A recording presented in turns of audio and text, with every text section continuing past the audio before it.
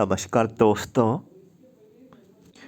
So friends, आज का ये जो अपडेट है इसमें हम लोग एमपी ग्रुप 5 स्टाफ नर्स की पोस्ट के लिए इम्पोर्टेंट क्वेश्चन डिस्कस करने वाले हैं। ये पार्ट नंबर 2 रहेगा। इससे पहले एक पार्ट आ चुका है। वीडियो के डिस्क्रिप्शन बॉक्स में लिंक मैंने आपको प्रोवाइड करा दी। इसी वीडियो के नीचे जाए, डिस्क्रिप्शन बॉक्स में आपको लिंक मिल जाएगी पहले पार्ट की। आप लोग पहला पार्ट भी वॉच कर लेना।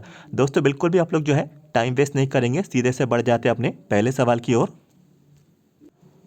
तो दोस्तों हमारा जो पहला सवाल है पूछा जा रहा है, CO2 level increase in blood is called. तो दोस्तों CO2 जो लेवल है जब ये इंक्रीज हो जाता है ब्लड में तो इस टर्म को क्या बोला जाता है। तो ऑप्शन ए डिस्पीनिया, ऑप्शन बी है हाइपर कैपिनिया, ऑप्शन सी है हाइपोकैपिनिया, ऑप्शन डी है एपिनिया। तो दोस्तों देखिए इसका जो राइट आंसर है हाइपर कैपिनिया पर रहेगा। ऑप्शन बी इसका सही विकल्प ये रहने वाला है। बढ़ जाते हैं एक और अगले सवाल की ओर। तो दोस्तों अगला जो सवाल है इसमें आप लोगों से पूछ लिया गया, the best position for examining the rectum is. तो रेक्टम को एग्जामिन करने के लिए बेस्ट पोजीशन क्या रहेगी।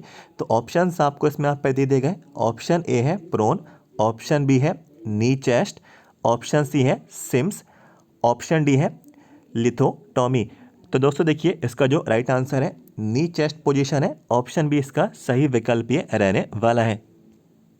बढ़ जाते हैं अपने अगले सवाल की ओर। इसमें आप लोगों से पूछा जा रहा है, calories requirement of a infant is. तो इन्फेंट के लिए कैलोरी का रिक्वायरमेंट कितना रहता है। तो ऑप्शंस आपको दे दिए गए।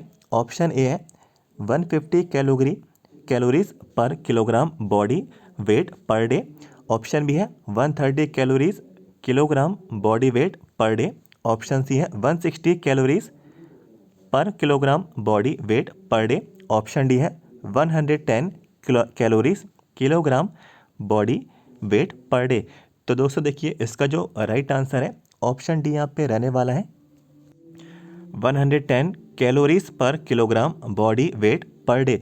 तो जो है इसका ऑप्शन डी सही विकल्प रहने वाला है। इस चीज़ को आप लोग याद रखें। बढ़ जाते हैं एक और अगले सवाल की ओर। अगला सवाल है इसमें आप लोगों से पूछा जा रहा है, CAT स्कैन इस। तो CAT जो स्कैन है ये क्या है। तो ऑप्शन दे दिए गए, computerized axial tomography scan, option B है computerized automatic tomography scan, option C है computerized aerial tomography scan, option D है कंप्यूटराइज्ड एक्टिव टोमोग्राफी स्कैन।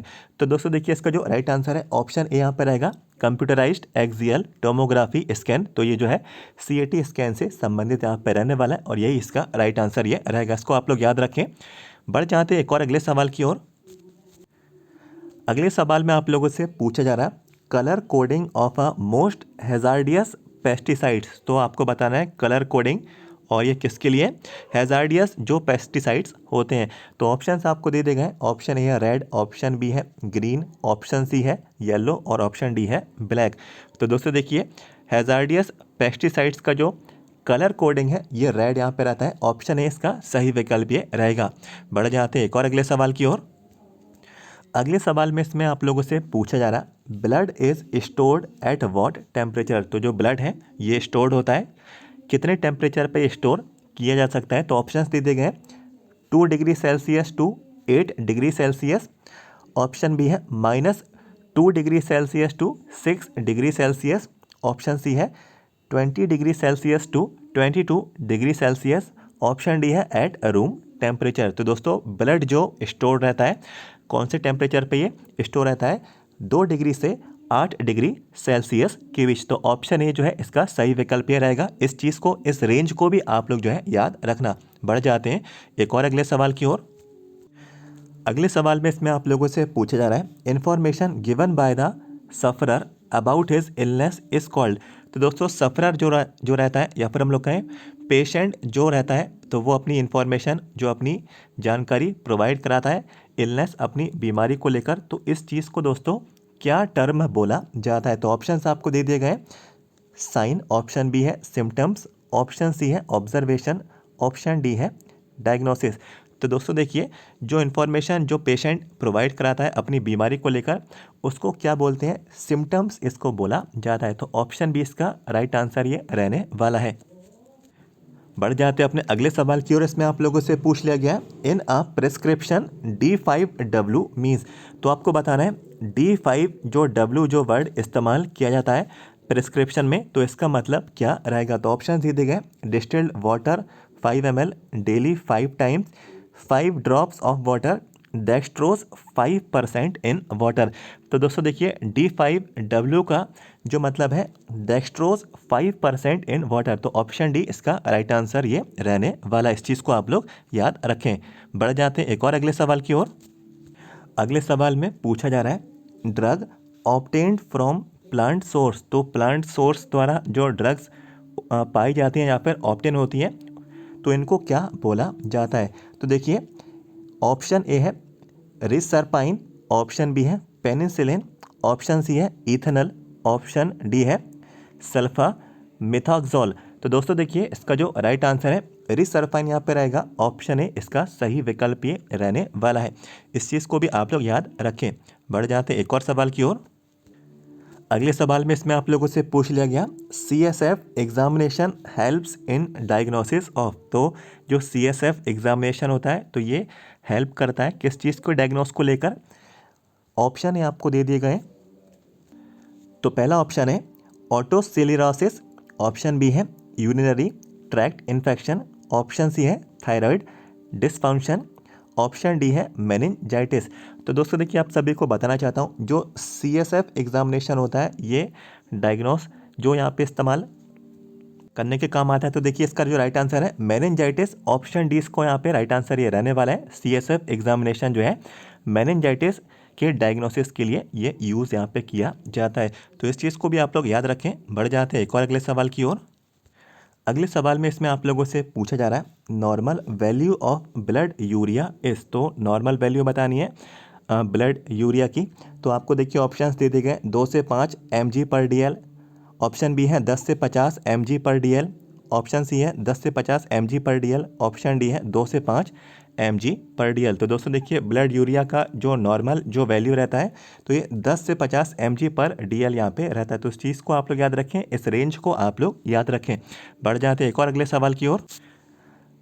अगला सवाल है, इसमें आप लोगों से पूछा जा रहा है instrument use to examine the rectum, तो रेक्टम को एग्जामिन करने के लिए जो इंस्ट्रूमेंट इस्तेमाल होता है तो इसको क्या बोलते हैं। तो ऑप्शंस आपको दे दिए गए ऑटोस्कोप, ऑप्शन बी है प्रोटोस्कोप, ऑप्शन सी है एंडोस्कोप, ऑप्शन डी है ऑप्थेल्मोस्कोप। तो दोस्तों देखिए, रेक्टम को एग्जामिन करने के लिए जो यहाँ पे इंस्ट्रूमेंट इस्तेमाल होता है, दोस्तों देखिए इसका जो राइट आंसर है ऑप्शन बी रहेगा प्रोटोस्कोप। तो इस चीज़ को भी आप लोग याद रखें। बढ़ जाते हैं एक और अगले सवाल की ओर। तो अगला सवाल है, इसमें पूछा जा रहा है the size of intravenous cannula used for neonates is, तो न्यूनेट्स के लिए, नवजात के लिए जो साइज रहता है कैनुला का जो कि इंट्रावीनस रहता है, तो इंट्रावीनस कैनुला का न्यूनेट के लिए साइज यहाँ पे क्या रहने वाला है। तो ऑप्शंस आपको दे दिए गए 18, 22, 24, 20। तो दोस्तों देखिए, इसका जो राइट आंसर है ऑप्शन सी 24 यहाँ पे ये रहने वाला है। बढ़ जाते हैं अपने अगले सवाल की ओर। इसमें आप लोगों से पूछा जा रहा है the equipment used in the examination of year is, तो कान के एग्जामिनेशन में मीन्स ईयर के एग्जामिनेशन में जो इक्विपमेंट इस्तेमाल होता है तो उसका नाम आपको बताना है। तो ऑप्शन ए है लेरिंगोस्कोप, ऑप्शन बी है ऑटोस्कोप, ऑप्शन सी है प्रोटोस्कोप, ऑप्शन डी है ऑप्थेल्मोस्कोप। तो दोस्तों देखिए, ईयर को एग्जामिनेशन मीन्स ईयर के एग्जामिनेशन में जो इंस्ट्रूमेंट यहाँ पे जो इस्तेमाल होता है तो ऑटोस्कोप होता है। ऑप्शन बी इसका राइट आंसर ये रहने वाला है। बढ़ जाते हैं अपने एक और अगले सवाल की ओर। अगला सवाल है, इसमें आप लोगों से पूछा जा रहा है nurse working in an ICU must be aware of the ratio of chest compression to ventilation procedure is, तो आप लोगों से रेशियो पूछा जा रहा है चेस्ट कंप्रेशन टू वेंटिलेशन का, और ऑप्शंस आपको दे दिए गए 12:1, 12:2, 15:1, 15:2। तो दोस्तों देखिए, इसका जो राइट आंसर है जो रेशियो रहता है chest compression to ventilation procedure का, ये 15:2 रहने वाला है। ऑप्शन डी इसका सही विकल्प ये रहेगा। बढ़ जाते हैं अपने अगले सवाल की ओर।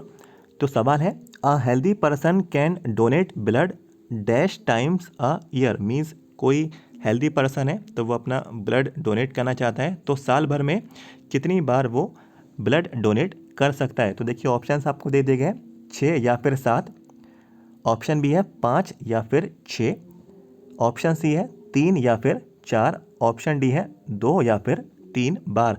तो दोस्तों देखिए कितनी बार कर सकता है, तो 3 या फिर 4 बार ये जो है साल भर में एक हेल्दी पर्सन अपना ब्लड यहाँ पे डोनेट कर सकता है। ऑप्शन सी इसका ये राइट आंसर रहने वाला है। बढ़ जाते हैं एक और अगले सवाल की ओर। अगला सवाल है, इसमें पूछा जा रहा है थ्रोम्बोसाइटोपिनिया मीन्स, तो थ्रोम्बोसाइटोपिनिया है इसका मतलब क्या होता है। तो ऑप्शन है decreased number of platelets, option B है increased number of platelets, option C है decrease number of leukocytes, option D है इंक्रीज्ड नंबर ऑफ ल्यूकोसाइट्स। तो दोस्तों थ्रोम्बोसाइटोपिनिया का मतलब क्या रहता है, तो डिक्रीज्ड नंबर ऑफ प्लेटलेट्स। तो ऑप्शन ए इसका राइट आंसर ये रहने वाला है। नेक्स्ट क्वेश्चन, अगले सवाल में आप लोगों से यहाँ पे पूछा जा रहा which of the following is the appropriate route of administration for insulin. तो इंसुलिन देने के लिए जो रूट ऑफ एडमिनिस्ट्रेशन रहता है तो ये क्या रहेगा। तो ऑप्शन है इंट्रामस्कुलर, इंट्राडर्मल, सबक्यूटेनियस, इंट्रावीनस।